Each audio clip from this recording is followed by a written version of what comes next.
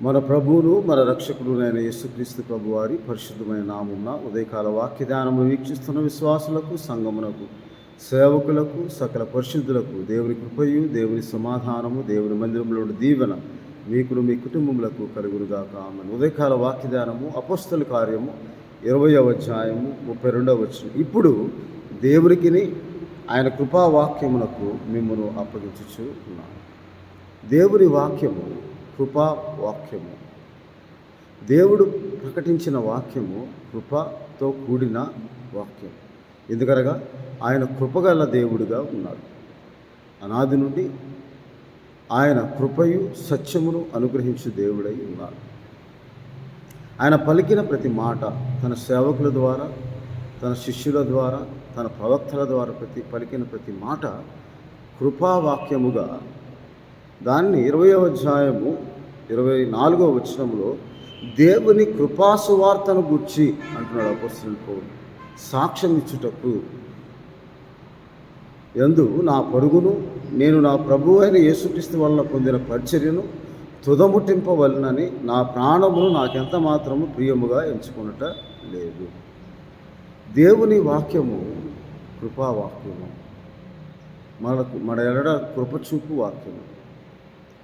ఆ వాక్యము అనాదిగా దేవుడు తన నిత్యమైన కృపతో, శాశ్వతమైన కృపతో, శాశ్వతమైన ప్రేమతో మనకు అనుగ్రహించి, మనము దేవుని వైపు తిరిగి మారు మనస్సు పొంది దేవునిని అనుసరించి, దేవుని నామందు విశ్వాసం ఉంచి, దేవుని ఎడల భయభక్తులు కలిగి జీవించాలని తన కృపను అనాదిగా ఏదెను వనంలో ఆదామవ్వలు చేసిన పాపం వలన వచ్చే జీతం మరణంలోకి అప్పగింపక వారిని ఆయన సన్నిధి నుండి ఏదైనా వనం నుండి బయటకు తోసివేసి చర్మపు చొక్కాయి తొడిగించి తన కృపను ప్రత్యక్షపరిచాడు దేవుడు. అప్పటి నుంచి మానవుణ్ణి రక్షించాలని, మానవుడు తను తాను రక్షించుకోలేని స్థితిలో పడిపోయాడని, పాపపు స్థితిలో ఉన్నాడని, దేవుని ఆజ్ఞకి మించి పాపము చేసి దేవుని సన్నిధిలో నిలవగలిగిన యోగ్యతను పొందుకోలేక ఉన్నప్పటికీ, దాగుకునే స్థితిలోకి వెళ్ళిపోయినప్పటికీ దేవుడు తన కృపను కనబరిచి ఆయన ఆనాడే తన కృపను ప్రత్యక్షపరిచాడు. కాబట్టి ఆయన అనాదిగా తన కృపను కనపరుస్తూ వచ్చాడు. ఆ కృపచేతనే మనం రక్షింపబడ్డాం. కానీ ఆ కృపచేతనైన రక్షణ మనకు కృపాదానముగా యేసుక్రీస్తు ప్రభు ద్వారా అనుగ్రహింపబడింది. ఆది యందు వాక్యం ఉండెను, వాక్యము దేవుడై ఉండెను, వాక్యము దేవుని యొద్ద ఉండెను. ఆ వాక్యము కృపా సత్య సంపూర్ణుడుగా మన మధ్య నివసించి అడు ఎలాగూ అంటే ఆయన కృపను సత్యమును మనకు అనుగ్రహించడానికి పరలోకము నుండి భూలోకమునకు శరీరధారిగా మనుషుని పోలికగా పుట్టి ఆయన మనకు ఆ కృపచేతనైన దానమును అనుగ్రహించాడు. అందువలన రోమీయులకు రాసిన పత్రిక 5వ అధ్యాయంలో 15వ వచనంలో 14-15 వచనం, అయినను ఆదాము చేసిన అతిక్రమం బోలి పాపము చేయని వారి మీద కూడా ఆదాము మొదలుకొని మోసే వరకు మరణమేలను. ఆదాము రాబోవానికి గుర్తయ్యుండెను, అయితే అపరాధము కలిగినట్లు కృపావరము కలగలేదు. కనుక ఒకని అపరాధం వల్ల అనేకులు చనిపోయిన ఎడల మరి ఎక్కువగా దేవుని కృపయు యేసుక్రీస్తును ఒక మనుషుని కృపచేతనైన దానము అనేకులకు విస్తరించు. ఆ కృపచేతనైన దానం అనగా దేవుడు ఉచితముగా అనుగ్రహించాడు. అందుకే క్రైస్తవ విశ్వాస జీవితంలో 3 దానములు ఉంటాయి.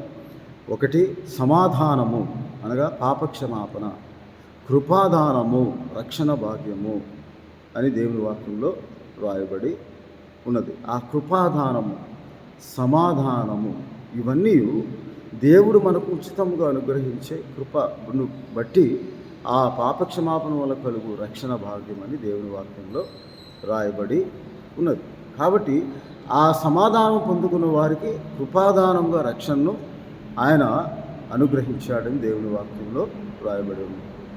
అందువలన ఈ కృపచేతనైన దానము నిత్య జీవం కలుగుటకై నీతి ద్వారా కృపయు మన ప్రభువు అయిన యేసుక్రీస్తు ప్రభు నిమిత్తము మనకు ఆ కృపను దేవుడు అనుగ్రహించాడు. కాబట్టి 5వ అధ్యాయము 1వ వచనములో విశ్వాస మూలమున మనం నీతిమంతులుగా తీర్చబడి మన ప్రభు అయిన యేసుక్రీస్తు ద్వారా దేవునితో సమాధానము కలిగి, ఆ సమాధానం కలిగి ఉండటానికి, ఆ సమాధాన స్థితిని మనకు అనుగ్రహించడానికి, అది యేసుక్రీస్తు ద్వారా మనకు అనుగ్రహింపబడటానికి ఆయన కృపను క్రీస్తు ద్వారా మనకు అనుగ్రహించి, ఆ కృపాదానమును దేవుడు యేసుక్రీస్తు ప్రభు ద్వారా మనకు అనుగ్రహించి మనకు సమాధాన స్థితిని కలుగు చేశాడని దేవుడి వాక్యంలో రాయబడింది. ఎఫెసీయులకు రాసింది. కాబట్టి రోమాపత్రిక 5వ అధ్యాయం 2వ వచనం, మరియు ఆయన ద్వారా మనం విశ్వాసం వలన ఈ కృపయందు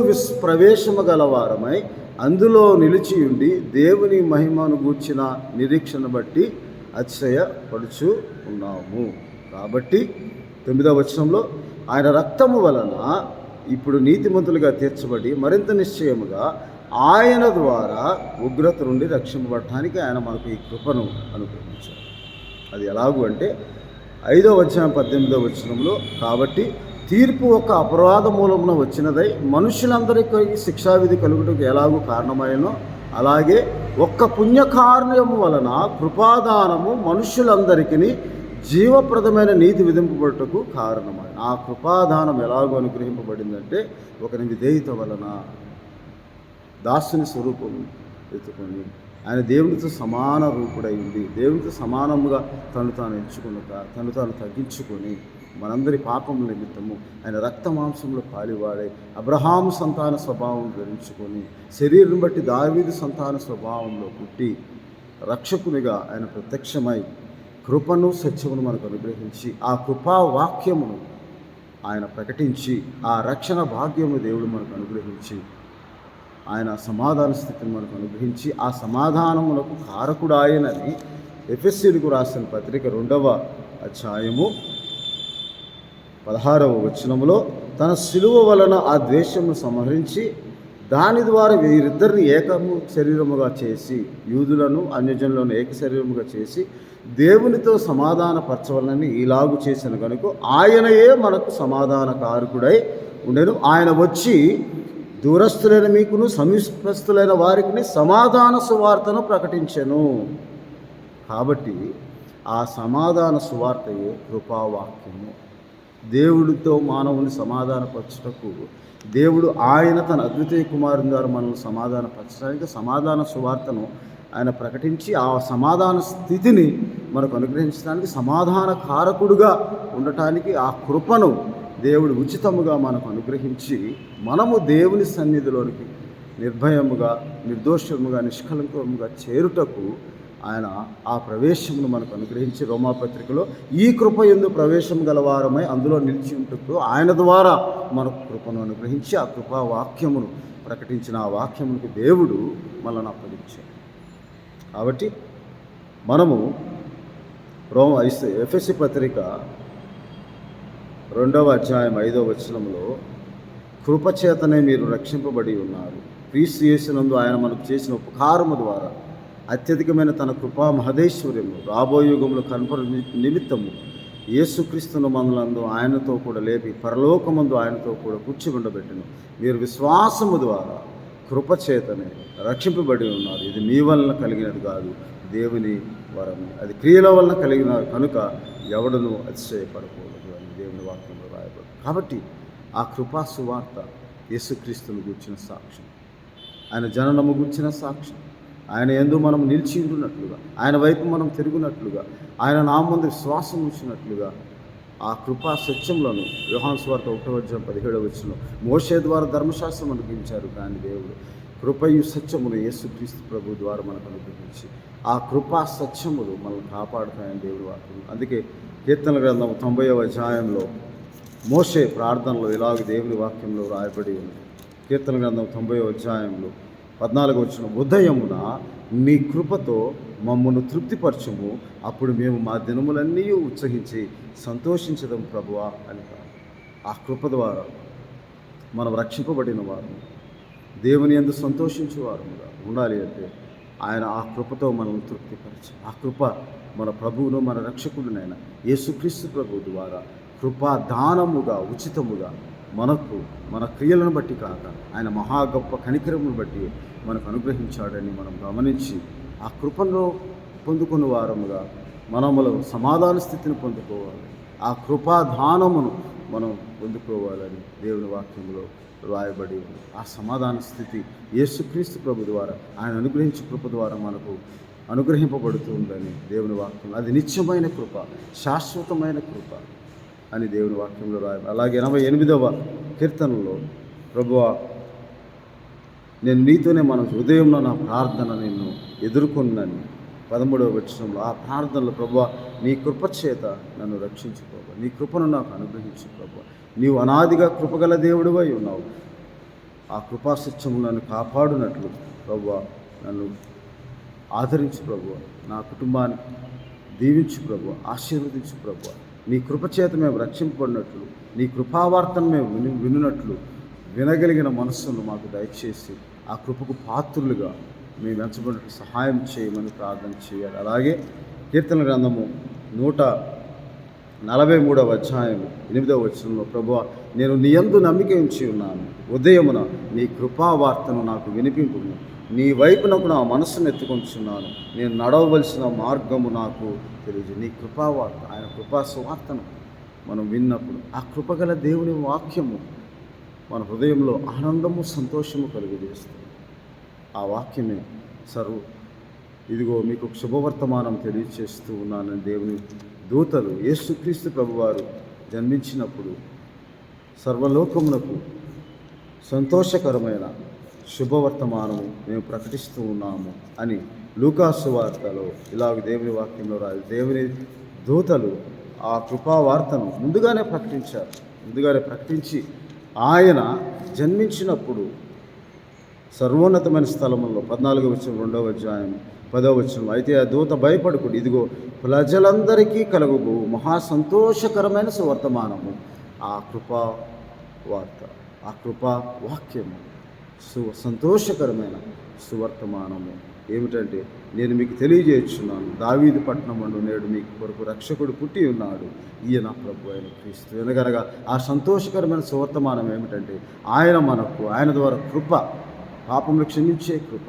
మనల్ని ఆదరించే కృప, నిత్యమైన కృప, శాశ్వతమైన కృప, నిత్య రాజ్యంలో ప్రవేశింపచేయు కృప, మన పాపముల నిమిత్తము మన పాపములను తీసివేయుటకు ప్రత్యక్షమైన దేవుని కృప అనబడి యేసుక్రీస్తు ప్రభువును గూర్చిన సువర్తమానము కృపా సువార్తగా ప్రవక్తలు, అపోస్తలు, ఈనాటి కాలంలో సేవకులు, కాపరులు, సువార్థికులు కూడా ప్రకటించబడుతున్న సువార్తం ప్రజలందరికీ కలుగుబోవు సంతోషకరమైన సువర్తమానమని, ఆ సువర్తమానం వలన సర్వోన్నతమైన స్థలంలో నమ్మిన వారి వలన దేవునికి మహిమ, ఆయనకి ఇశ్రాయేలు వారికి భూమి మీద సమాధానము కలుగునుగాక అని దేవునికి స్తోత్రం చేయించూ ఉన్నారు.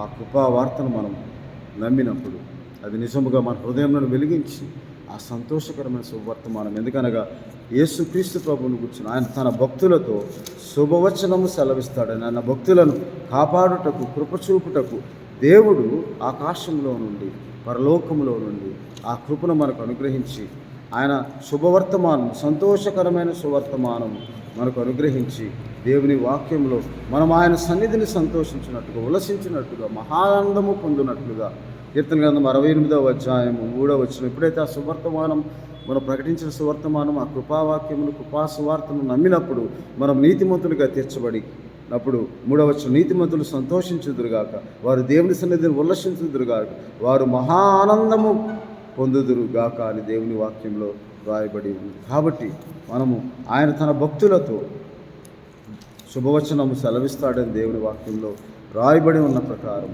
ఆ సంతోషకరమైన శుభవర్తమానం, ఆ కృపావాక్యము, ఆ కృపా సువార్త, ఆ కృపను గుర్చిన వార్త, యేసుక్రీస్తు ప్రభు వారి ద్వారా మనకు అనుగ్రహింపబడిన ఆ కృపావాక్యమును మనం నమ్మి ఆ సంతోషకరమైన శుభవర్తమానము మనము పొందుకొని ఈ క్రిస్మస్ ఆనందమును, సంతోషమును పొందుకోవాలని ఉదయమైంది కృపావార్త మాకు వినిపించు, అప్పుడు మా దినములని మేము ఉత్సహించి సంతోషిస్తామని ఆ ఉత్సహించే సంతోషం, ఆనందము మనం దేవుని స్తుతించడం ద్వారా, దేవుని ఆరాధించడం ద్వారా, ఆయన నామందు విశ్వాసం నుంచి భయభక్తులు కలిగించడం ద్వారా ఈ సంతోషం, ఆనందం ఈ క్రిస్మస్ పండుగ ద్వారా దేవుడు మనకు ఆయన కృపచేత మనకు అనుగ్రహించి మనల్ని దీవించునుగాక.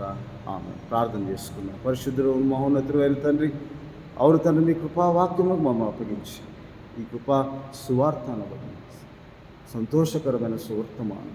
నేడు మా కొరకు రక్షకుడు పుట్టి ఉన్నాడు. విశ్వాసం ఉంచిన ప్రతి దినం నేడు అనబడి సమయం ఉండగానే మేము మిమ్మల్ని ప్రభువుగా రక్షకునిగా అంగీకరించి మీ నామం బట్టి అతిశయించి మీ నామంలో ఆనందించే భాగ్యం ప్రతి ఒక్కరికి దయచేయండి. మీ వాగ్దానం ప్రతి ఒక్కరికి దయచేయండి. నిత్య జీవం ప్రతి ఒక్కరికి దయచేయండి. ఈ కృపయందు ప్రవేశము గలవారమే మీ యందు సంతోషించి ఆనందించి మీరు స్తుతించి పూజించి కొనియాడి మీ నామం స్తోత్రం మహిమ ఘనత ప్రభావం ఆరోపించే ఆత్మ సహాయం ప్రతి ఒక్కరికి దయచేయండి. మా ప్రభువును మా రక్షకుడునే యేసుక్రీస్తు వారి పరిశుద్ధమైన నామం వీరి ద్వారా వీక్షిస్తున్న ప్రతి కుటుంబంలో మీ కృప చేతనైన దానమును అనుగ్రహించి ఆశీర్వదించమని ప్రార్థన చేయించున్నాను తండ్రి. ఆమేన్. మన తండ్రి అయిన దేవుని ప్రేమ, ప్రభువును రక్షకుడైన యేసుక్రీస్తు వారి కృప, పరిశుద్ధాత్మని త్యాగం, కృప సువార్తకు దేవుని మిమ్మల్ని అప్పగించి ఆ కృప చేతనైన దానం, సంతోషం, సమాధానం దేవుడు మీకు అనుగ్రహించి మిమ్మల్ని మీ కుటుంబాలను ఆశీర్వదించును గాక.